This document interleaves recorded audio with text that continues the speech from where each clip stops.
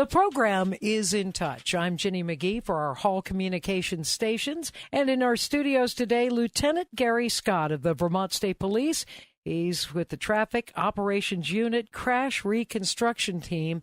That is a mouthful, but that's what you do right now for the State Police. Yes, thank you for having me. Absolutely. My job is to oversee all the traffic safety grants and programs that the State Police administers. And then if we do have serious injury, fatality, crashes, a call will come to me, and then I'll deploy the resources out there to do the investigations. Yeah, that must not be a good day when you have to do that. Unfortunately, it's not. There's so many tragedies every year. This year we're seeing fewer, which is a good sign, and we hope it continues on this trend. But every year we average about 67 fatalities in the state. Responding to them and seeing them on the roadway is one thing, and then going to talk to the families is another whole thing. It's a tough part of the job. And a lot of that does go on for some time. I mean, grieving is one thing, but also investigations, and that's a lot. Yeah, the investigations can take up to 3 or 4 months. It's a death investigation, just like a homicide out there. The days of calling these accidents are long gone. People know better now. The message for drunk driving has been out there for years, since the 80s, that we know that if you get behind the wheel and you've been drinking, that you are a danger on the roadway. We want to also make sure that's the mind shift in society. If you behave that way, you're going to be charged criminally and you're going to face the consequences. And of it's that. A whole other world beyond alcohol, too. And it's not just drug users and abusers, but a lot of people are on all kinds of crazy medicines out there, and you got to be smart about that. Yeah, I've been part of the drug recognition program since it started in 2005. I am a DRE. What you're talking about, people who maybe get a prescription medication for Ambien to help them sleep at night, they forget that they need milk for the kids in the morning. They go out and get behind the wheel and they crash, they're going to be charged the same as driving under the influence of alcohol. It's the same course of action will occur. So know what you're ingesting all the way before you get out there on the roadways. Absolutely. There are a lot of great options for not driving. Right. Like, just don't go. There are cabs. There are other ways to get around if you need to. We have Lieutenant Garry Scott in here from the Vermont State Police to talk about some of the numbers. They've been calling it the Click It or Ticket campaign for a number of years. This is something that involves state police around the country, right? Correct. In making roadways safe during a lot of different holidays throughout the year, and times where people do like to celebrate a little bit and just to be wise and be safe, right? Vermont, we have been stuck. We're at about 84% usage rates. That means there's about 90,000 people every day that are not wearing a seatbelt in this state. It's one of the simplest things that you can do. It will keep you safe. We always hear the story of my friend, if they had their seatbelt on, they would have been killed. And that 44% of our fatalities this year alone, people are not properly restrained. So the numbers are right there. Almost half of them of people are being killed should be wearing their seatbelt. So this is a national campaign. We have been stuck in Vermont for quite some time where we haven't had our numbers go up. We are looking for the public's help. How can we do a better job? How can we get that person that doesn't wear their seatbelt to wear it? Parents a lot of times force the kids to wear their seatbelts, but if they're involved in a crash and the parent is not belted, they become the 150-pound, 200-pound object that's flying around the car that crushes into their kids. It's a horrific thing to think about, but that's the reality. You can't stay in your seat when you're involved in a collision. So having that seatbelt on, keeping you in your seat, keep everyone in their seat, is your chances of surviving increase dramatically. And seatbelts, well, they're even better than they used to be in the days when they were earlier introduced. Back seat belts now, restraints for kids and age groups. There are a lot of wonderful ways to stay safe. You just never know what's going to happen on the roadway. Right. Everyone fancies themselves as being a good driver.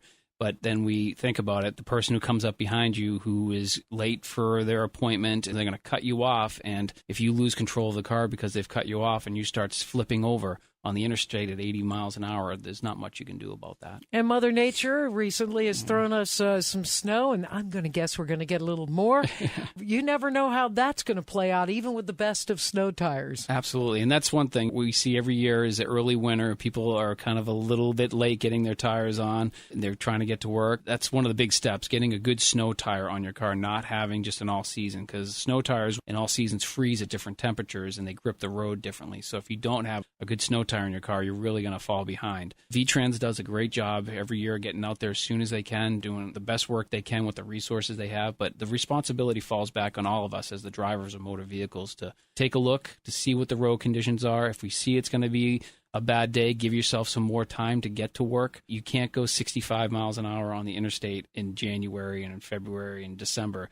Those are for beautiful days in July. You need to make sure you're really controlling your speed. We've heard that road salt has gone up across the country and 40% increase in its price. So No V-Trans is going to have to use it sparingly depending on how things go. We are speaking with Lieutenant Garry Scott, Vermont State Police Traffic Operations Unit Crash Reconstruction Team. And you've got a lot of stats. So you just did the Click It or Ticket campaign for Thanksgiving. I know you know how many people died in a car crash this year without a seatbelt on, but you do stats and keep track of when you're stopping folks on some of these campaigns to get an idea who's following the rules, wearing seatbelts and all of that. And that's how we're trying to keep track of what our seatbelt percentages are. The crash data is a good indicator. It's pretty consistent through all the agencies in the state, from the state police to a local police. They're all filling out the same form, and traffic tickets are the same. So we can take a look at those numbers and help us gauge what our program should be, where we should be looking to have enforcement. We are a data-driven agency, so we are looking from last year. That's part of my job, is to see what type of crashes we had last year. Last year we had a huge ice storm during the holiday week, and as we were talking about earlier, is that our numbers are different, and so we have to kind of take that into consideration to see where our crashes are, go to our high crash areas,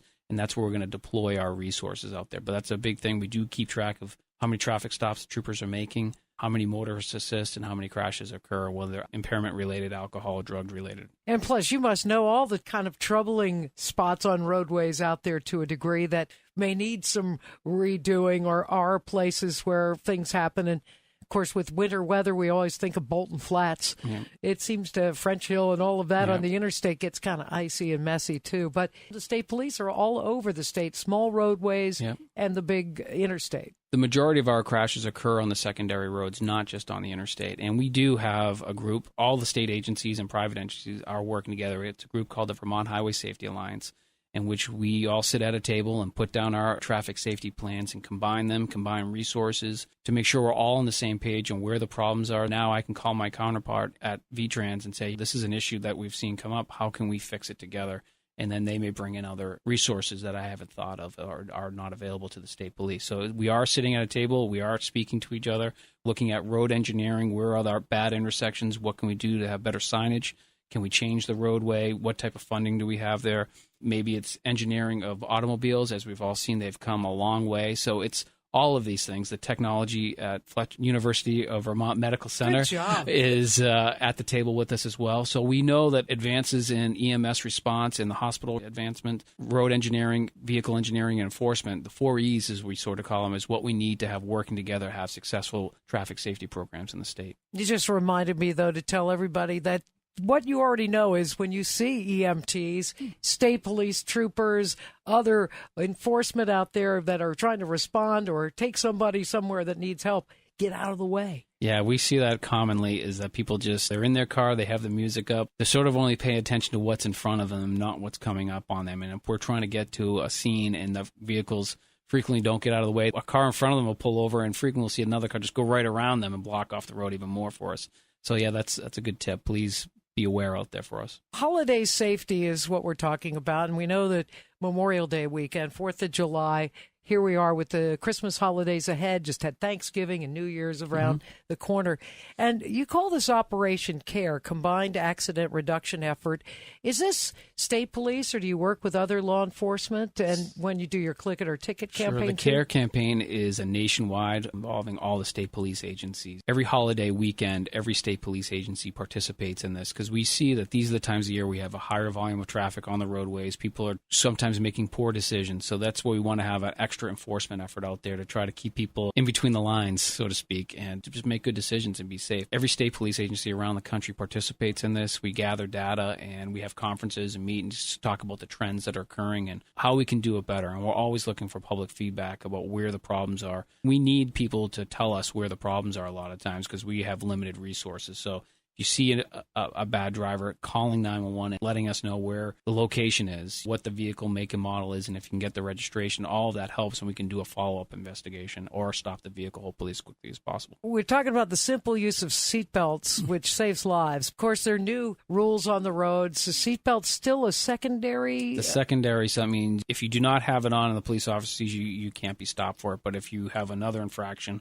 you can be stopped and then be issued the ticket for the seatbelt. And generally, while you get pulled over, unless there is an accident, is because there's been some sort of traffic infraction or violation, and that means a taillight out, or it means a lot of different things. Absolutely, yeah. All those things can cause that. The safest thing is just to have it on at all times. Like we said, intersection crashes are the most common, and you have no control of that if someone runs a red light and slams into the side of your car. And having your seatbelt on and keeping you in place is going to make it much safer for you. We are speaking with Lieutenant Garry Scott of Vermont State Police Traffic Operations Unit Crash Reconstruction Team. You mentioned calling 911 and watching crazy drivers out there. But, of course, we have new rules on any handheld devices, which I think was a really good thing. Many other states have had it, and more will come along. How's that been going? We had an extended period, so the law didn't go into effect till October, so that gave a lot of warning for people that was coming. We still see violations out there. The research on this, University of Virginia and the University of Utah have done a ton of research on just distracted driving. And we know that if you have a device either in your hand or not in your hand, but you're paying attention to it, you're 23 times more likely to be involved in a crash. Taking it out of our hands, at least hopefully getting people to have both hands on the wheel or not even engaging in it at all. So we've had limited enforcement in it. We've had a strong education program that we've put out there. And the hope is that it will just become commonplace. People will not want to have the device in the hand. We all hear stories, people on their phone at an intersection talking. They don't go when the light changes, or they're driving, they're swerving in their lane. So again, it falls back onto us for personal responsibility to be safe out there, safe as we can. No, it used to be targeted towards teens. Well, it isn't just teenagers. No. There are a lot of people that are addicted to their phone and to texting of all ages, because the kids started the texting, but now all the adults text too. Right. A lot of highways around the country now have text stops. Yes. So you can adjust your music, make your text calls and combinations, whatever. So yeah, and we get that that's not the only form of distracted driving out there. Putting your makeup on, fidgeting with the radio, reading a book. I've seen people playing trumpets in their cars, everything. And we get that we can't legislate everything, and it comes back again to that personal responsibility to be a safe driver. I often think about when we go into a grocery store. There's no rules of how to move up and down the lanes in the store. Everyone in Vermont is usually very courteous and pleasant with each other, and we get through there. But when we get into our cars on the roadway, the same person you were just nice to at the grocery store, we cut off. And it's amazing to me. And if we could take that courtesy onto our roadways and everyone could just think about that's your neighbor that's next to you or your friend, you wouldn't do that to them. You wouldn't behave in that manner, and we'd be much safer out here. It is amazing what a personality can be behind the wheel. I can say it too. It's not a great example for your kids in the back seat either sometimes, but everybody is gotta go somewhere, gotta be there, aggressive. If you increase your speed, it's going to increase your stopping distance.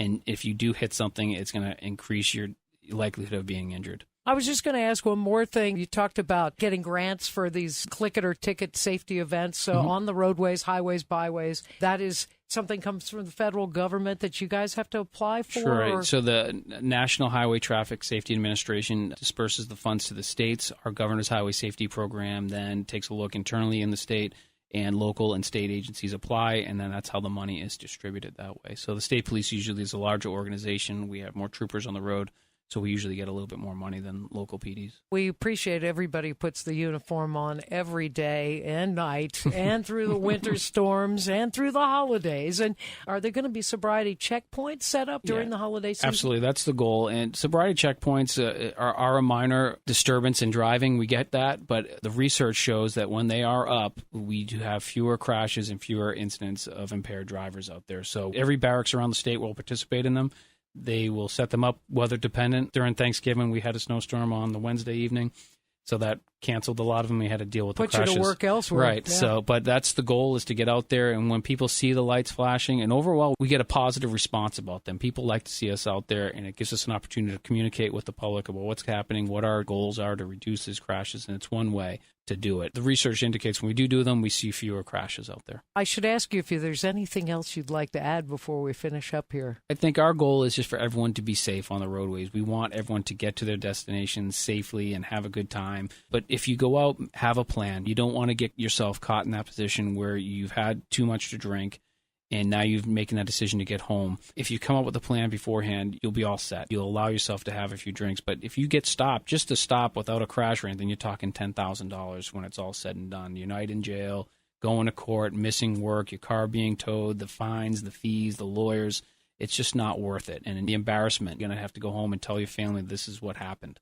And so if you just come up with a plan, it's that time of year, you talk to your friends and your neighbors and work that out. That's what we're looking for. Get your designated driver or stay the night and be smart about your celebrating this holiday season is the message. And I guess, Lieutenant Garry Scott, just one last thing. If there was that communication that if people call 911, and hopefully it's always working, I won't go into that. Yeah, hopefully.